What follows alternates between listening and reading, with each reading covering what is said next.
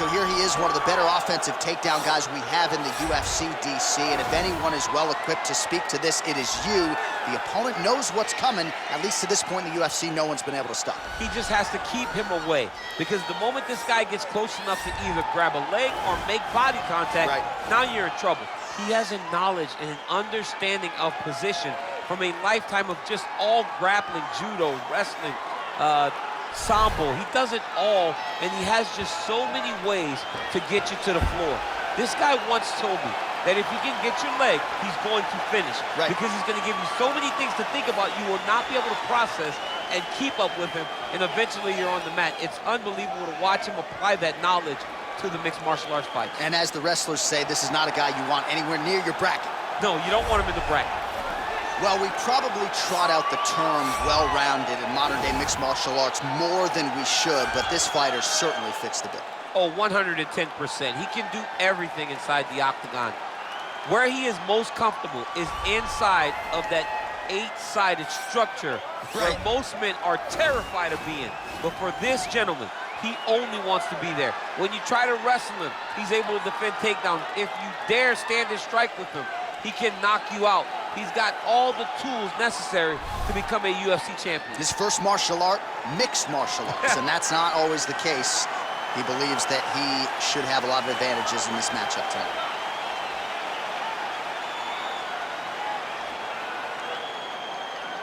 Our tale of the tape for this heavyweight fight. So more than 15 years, the gap in age between these two fighters. Some differences in height and reach as well. And with the official introductions, here is the veteran voice of the Octagon, Bruce Buffer. Ladies and gentlemen, this fight is 3 rounds in the UFC heavyweight division. Introducing first, fighting out of the blue corner, a wrestler holding a professional record of 16 wins, 10 losses.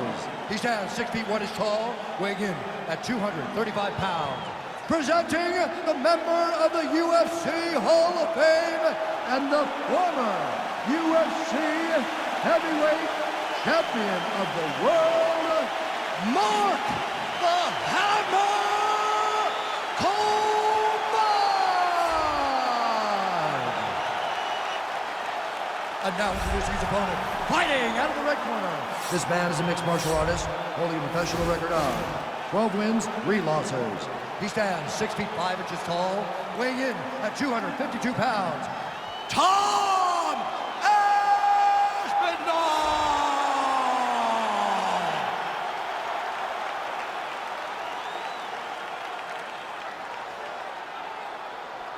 And when the action begins, our referee in charge, Dan Miragliotta.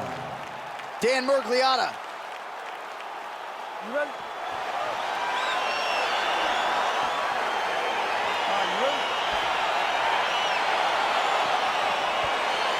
All right, so here we go. Round 1 is underway, and when we sat down with him on Thursday, he understood the grappling challenge he was up against, but he's not afraid to engage on the ground tonight. It's a danger that is not worth risking.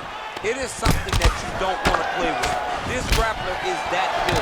When this fight gets to the ground, you enter his world, especially when it looks like you hold the advantage on the feet. Stuffs the takedown, no problem. Nice shot to the body. Tosses him down. Now we'll see if he can advance position. I mean, right into side control. He jumps on a headlock. We call this in wrestling just a headlock. And if you're not careful, you can get stuck in an arm triangle. Watch triangle, watch triangle. Then he's out. Oh, he postured up there, gained some valuable separation. And now the ground and pound starts. Well, he's staying pretty effective here, fighting off of his back. Nice strike landed there by the bottom by Coleman. Working out of side control here. His opponent trying to control posture, but you got to be careful here. Pretty good ground and pound by him here. He told us on Thursday he needed to be more effective in these situations. Certainly effective tonight. Many people have gone away from this style of fighting. This man... Oh, he's going for his arm now.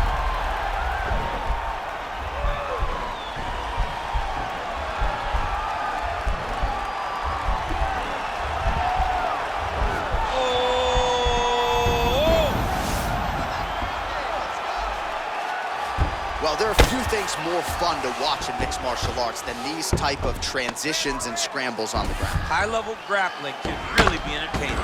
Crazy accuracy and efficiency with these ground and pound strikes here, and if you're the opponent, you got to intelligently defend or the referee's going to stop the fight. Got to defend, but you can see him now starting to gain posture, and the intensity at which he's throwing these ground strikes is starting to improve. It's starting to elevate because he knows that he can get the finish. Well, you know, I don't like the gi very much, but I have an appreciation and a healthy... He's going to start looking to try to attack a rear naked choke, and that's exactly what he's doing. He is doing a really good job of relaxing, not panicking because he's getting choked.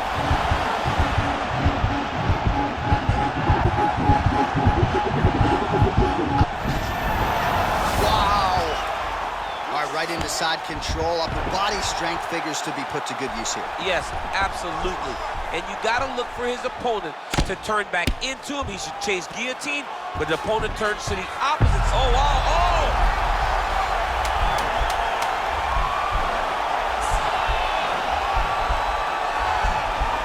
Oh, and there's the horn at the end of the round. So the fighter was really caught in a submission there just as the horn sounded.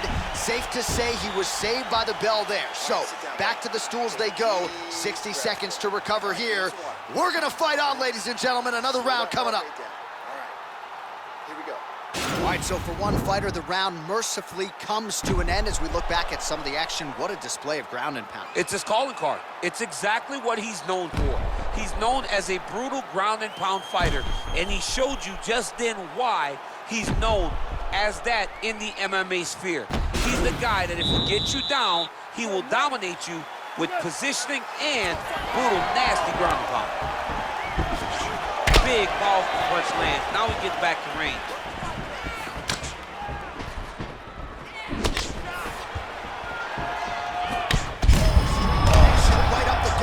He's in a world of trouble now. They say the straight moves are the ones that get there first, and it got right to the target.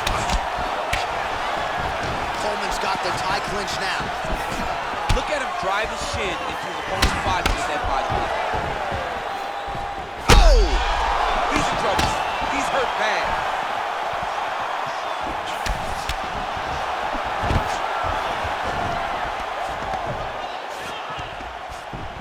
When you're in a clinch, you can pull him down on the head and land these beautiful punches to the head. Look at him whip his hip into that kick. Fantastic timing on that beautiful takedown. Well, he's more than content to work off of his back, DC, where he has been a magician in his UFC career. All right, so inside the open guard of his opponent, you got to be careful playing around for too long here on the ground with this guy. All right, so he postures up here and now figures to rain down some ground strikes. Yeah, the ground and pound will be aplenty from this position. Working off of his back here. Looks like he may try to hip escape. We're past the midpoint here of the fight.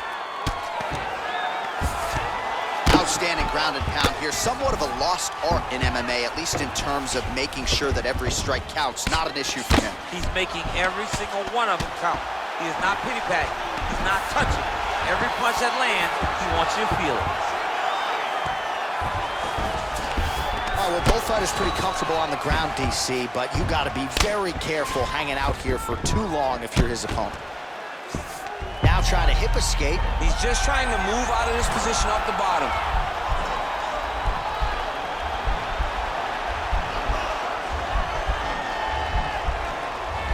The Kimura is not the arm. It's the shoulder pressure that usually makes And him he's down. out. Flush right hand is true. 60 seconds to go in round two. Oh, man. This ground and pound is good. Probably my favorite striking realm in MMA, and he's as good as it gets. The problem is his opponent is not controlling his posture. He's allowing his opponent to get up, and when he does, he creates this space to land these beautiful ground and pound combinations. All right, good movement by him here on the ground. He really is a master of these transitions. He is a master of movement on the ground. You never know where he's going to be.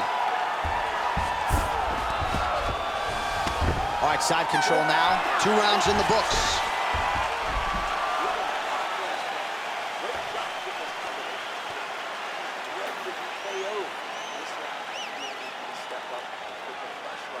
right, let's check out some of the action, DC. What a display of just sheer punching in that last round. I mean, he looks like a boxer. He looks like a professional boxer out there, throwing and stringing those combinations together.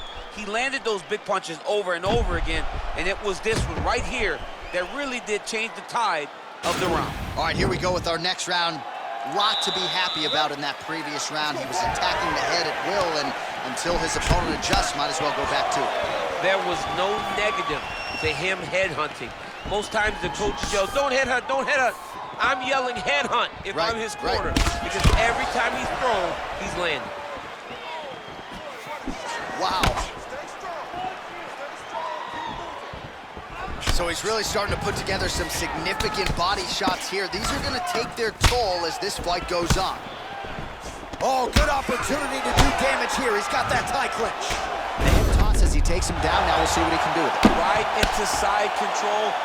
All right, so you got to be careful playing on the ground with this guy. You don't want to mess around for too long. Now trying to hip escape. He's just trying to move out of this position off the bottom.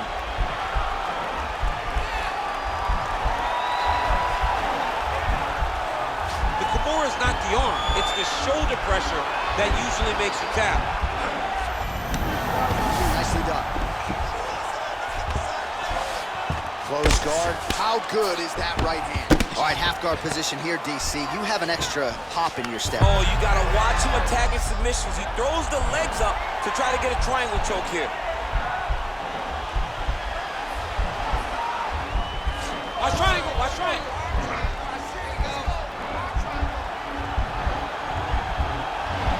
Bottom fighter trying to control. Oh, man, that was slick.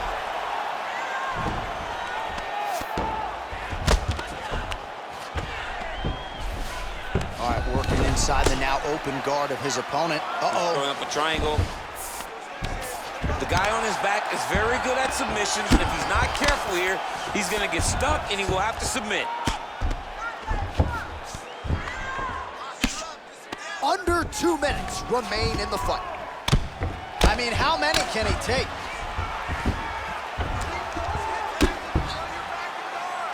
Oh, he's got the ground and pound going now. He's putting him in exactly the positions he needs to be in right now. He's able to relax here, and he understands, being a veteran of so many fights, that as long as he's on top, he's winning.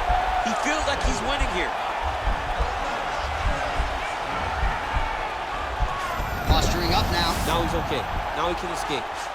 He got his foot on the hip, and now he's throwing up a triangle attempt. He's going to try to move his left arm across to get pressure on the choke. Watch triangle, watch triangle.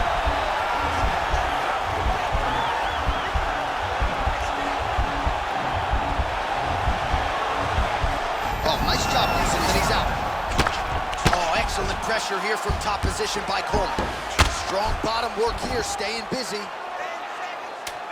All right, he's very comfortable fighting off his back, DC. Now looks like he's trying to hip escape. Yeah, he's trying to hip escape, or maybe look for a Kimura here. What a fight! All right, so the fight goes the distance. We'll take a look back at the action, but should go his way given all he got done in the striking game. Yeah, he did a great job of landing at will, mixing up the target, doing everything that he's become known for in order to cruise to a very good decision. I know he didn't get the finish that he wanted so bad coming in here tonight, but he had a phenomenal performance, and he showed that he's one of the best fighters in the world. Ladies and gentlemen, after 3 rounds, we go to the judges' scorecards for a decision. All 3 judges scored this contest 9-28. Declared the winner by unanimous decision, Aspinall!